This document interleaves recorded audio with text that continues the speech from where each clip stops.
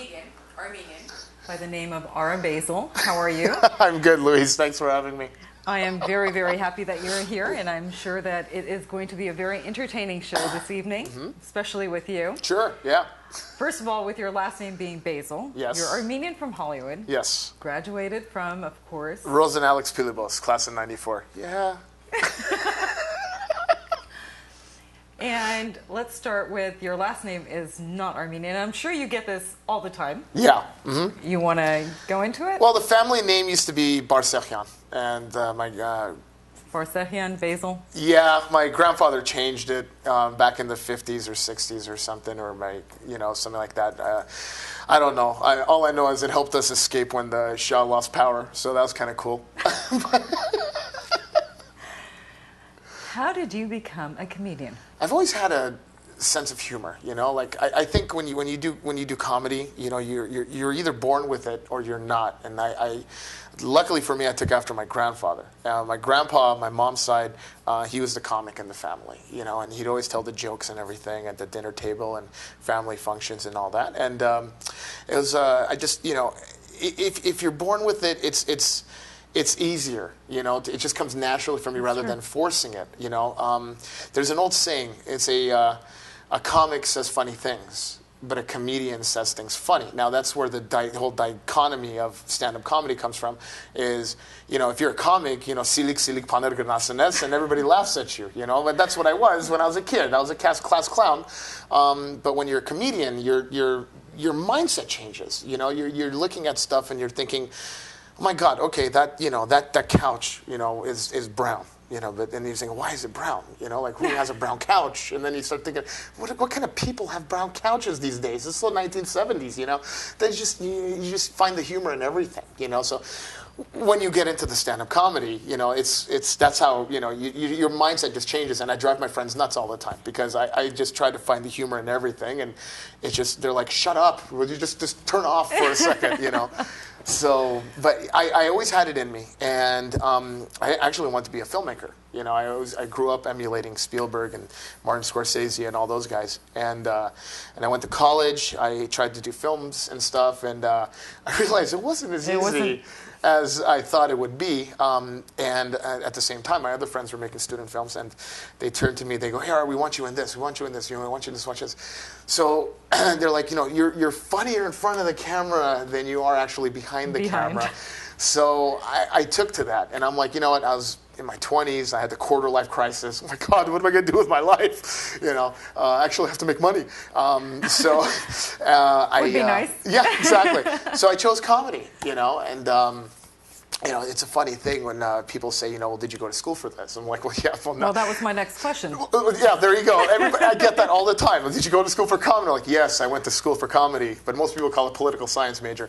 I went to a little school in Santa Monica as a private school. Not private school, but it's like a trade, thing, class, like a workshop kind of thing, with Greg Dean. Very funny comedian, 30 years experience in the business and stuff. I went to a couple of classes with him, taught me the setup, premise, punchline, and all that stuff. And then you just hit the ground running, and you can do stand-up without even taking a class. If you have it in you, you can just go in front of a crowd and talk. You're going to suck your first couple of times because you have to develop the craft.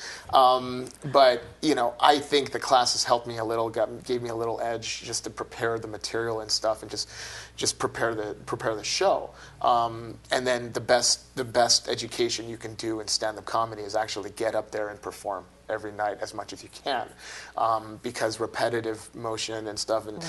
You just you take a joke in infancy and it's a raw joke, and it might be funny, but you cultivate it, you treat it like a child, you cultivate the joke, and then it's in its teen years, it's a formidable years and stuff, and then it becomes, even more funny, and then when it reaches adulthood, it becomes hilarious, right? So you get that whole lifespan of a joke, and, then you get a bunch of those, like Angelina Jolie and Brad Pitt. You have a bunch of jokes like they're kids, and you turn into an act. And, you go out there and you do the act. And a lot of people always say, like, well, when you're up there, what do you guys think about, you know? And do you just go and start talking? I'm like, no, you can't just go and start talking unless you're Richard Pryor. That guy was a genius when it came to that.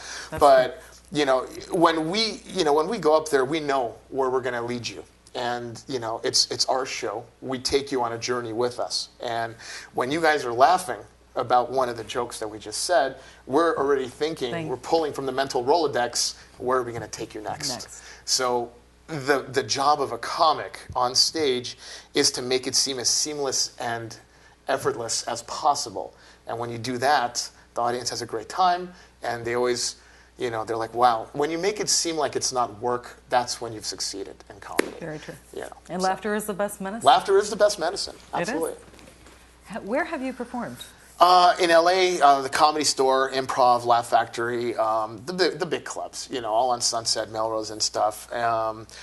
New York, Montreal, Toronto, you know, yeah, all over the place. I actually go with my brother-in-law, Angelo Tsarouka, is a very funny Greek comedian, to Canada a lot because he's from Canada, and you know, and we go to Montreal, Toronto, and we did a lot of shows up there, you know, so it's a lot of fun traveling with him, you know, because when we go up there and all the Greeks like, Angelo's back in town, everybody, let's go, you know, and then it's funny because a lot of Armenians came to the shows, you know, when we go to Toronto, we did a show in 2010, I think, and it was at the Panasonic Theater. It seats about 1,300 people.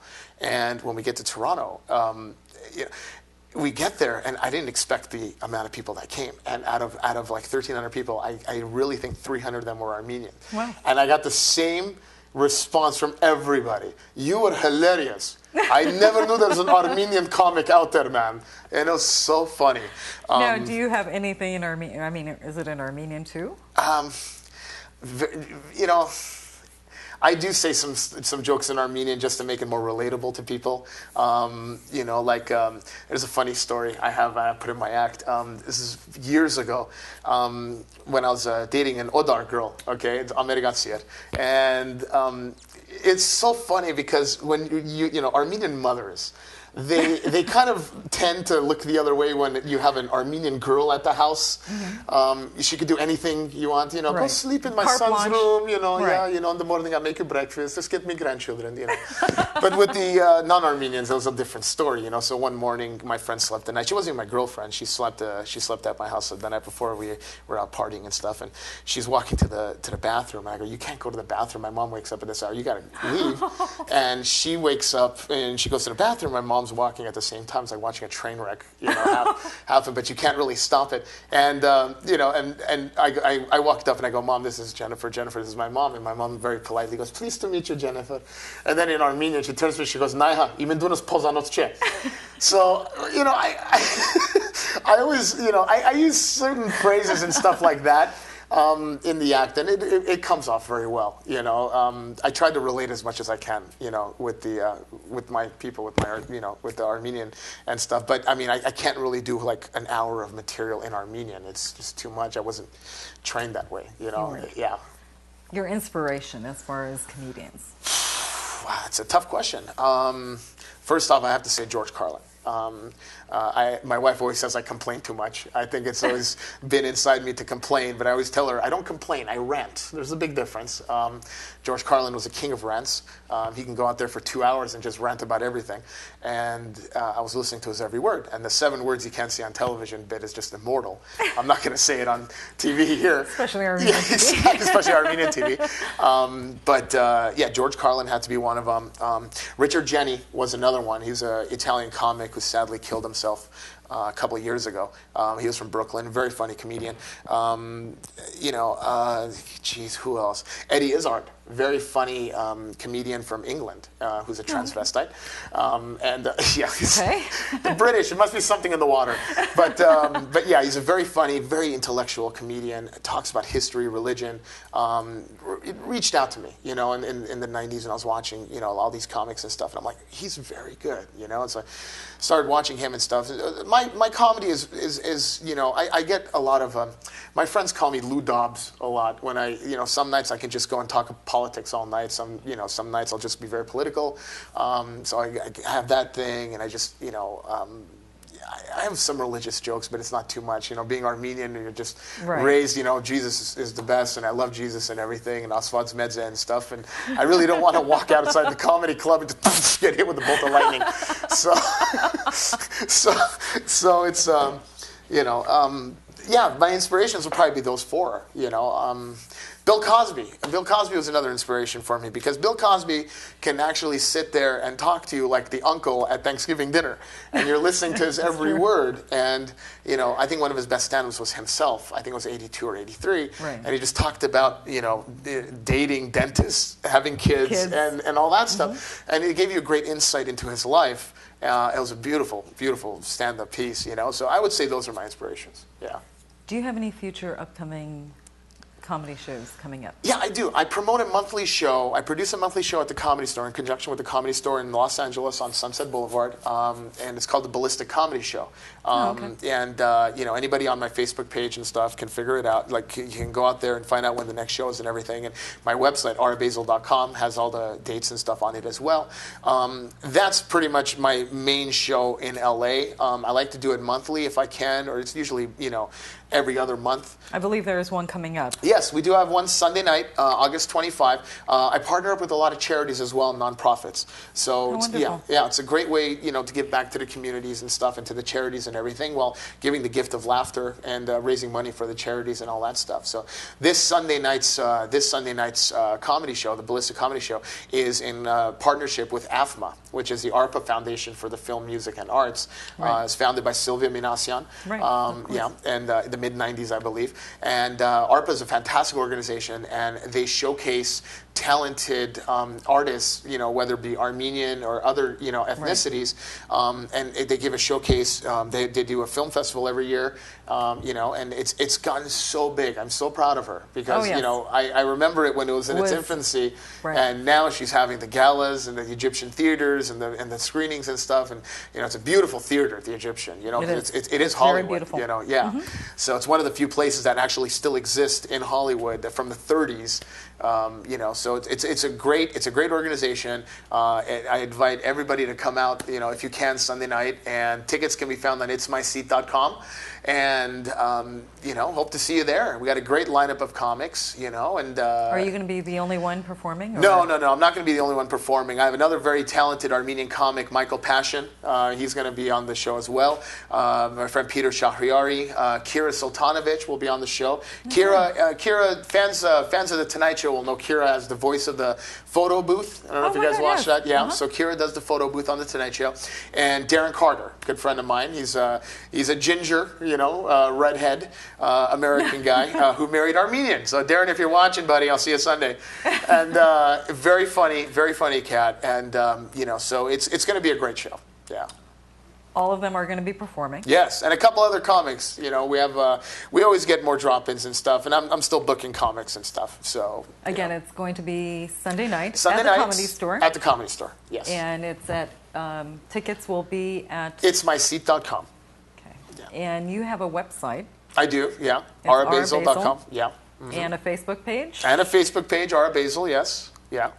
Wonderful. Yeah. As far as future goals, what do you anticipate? Well, I mean, the natural progression for a comic would be stand-up, commercials, acting, movies, and all that stuff. So, it's stand-up comedy is an interesting profession because very few people can make a living doing this. Sure. Russell Peters, you know, a good friend of mine comes to mind. Russell is just the world's biggest comedian right now. He can travel anywhere in the world, you know, and he sells out shows in minutes. I mean, we're talking big venues. You know, very few comics can do that. But comedy is usually used as a springboard for other professions. And when you're in comedy, you have to take a choice. You take career paths, and you either take the acting route, you can take the sitcom writing route, you know,